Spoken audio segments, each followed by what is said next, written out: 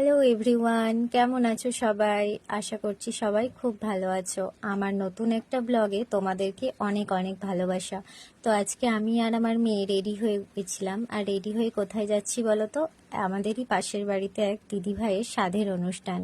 আর এখানে দেখো, আজকে আমি অনেক দিন পর শাড়ি পরলাম। শাড়ি পরতে তো বেশি পছন্দ করি, কিন্তু খুব একটা পরা হয় না। গিয়েই আমার চোখে পড়লো এই সুন্দর সুন্দর ফুল গাছগুলো। দেখো কত সুন্দর লাগছে না সামনেটায়। তারপরে দেখলাম ওদের আয়োজন প্রায় শুরুই হয়ে গেছে। ওখানে প্রদীপগুলো জ্বালিয়ে দিচ্ছিল, আর সামনে ওকে ফল, মিষ্টি, খাবার 5 রকম ভাজা দিয়ে সাজিয়ে বসিয়ে দিয়েছিল, মানে যেমনটা সাত ভক্ষণের অনুষ্ঠানে দেয়। এই দিদি ভাইকে সবাই যেন আশীর্বাদ করবেন, ও যেন একটা সুস্থ স্বাভাবিক বাচ্চার জন্ম দিতে পারে, আর ওকে যেন ভগবান অনেক ভালো রাখে।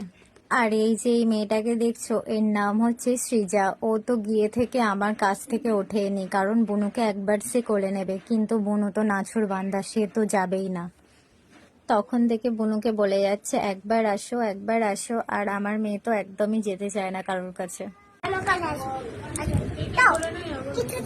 এত জোর করছে তবু আমার মেয়ে একবারও যাবে না। আর এখানে দেখো ওরকম করতে করতে পড়েই গেল। যাই হোক, ওর লাগেনি, আর ও তো ছাড়বেই না। বুনুকে একবার দাও একবার দাও, কিন্তু আমার মেয়ে তো কারোর কোলে যেতেই চায় না। এক হচ্ছে ও যদি কাউকে চেনে, মুখ চেনা হয়, তাহলেই ও একমাত্র তার কোলে যাবে, না তো বা কারোর কোলেই যেতে চায়। বস সিজা, ও পাশে বস, ও কাকিমণি পাশে বস।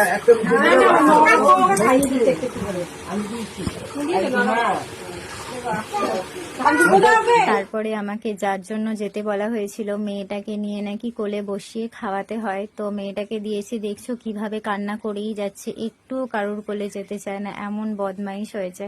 সবাই এত আদর করছে, কিন্তু ও তো একদমই কারোর কোলে যেতে চায় না।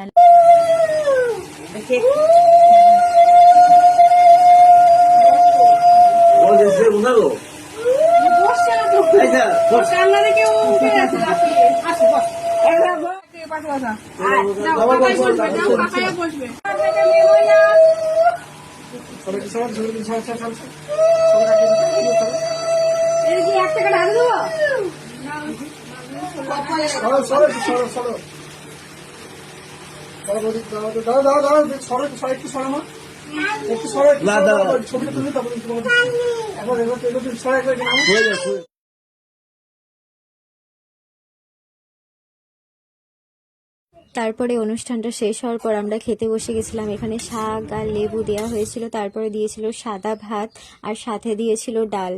ডালটার টেস্টটা খুবই অসাধারণ ছিল। আর এখানে ছিল ফুলকপি, আলু আর পনির দিয়ে একটা তরকারি।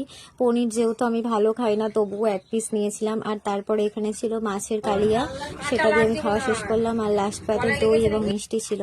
যাই হোক, খাওয়া শেষে এবার আমরা বাড়ি যাচ্ছি। তো বন্ধুরা, আজকে চলে যাচ্ছি। দেখা হচ্ছে আবার নতুন কোনো ভিডিওতে। ততক্ষণ ভালো থেকো, সুস্থ থেকো।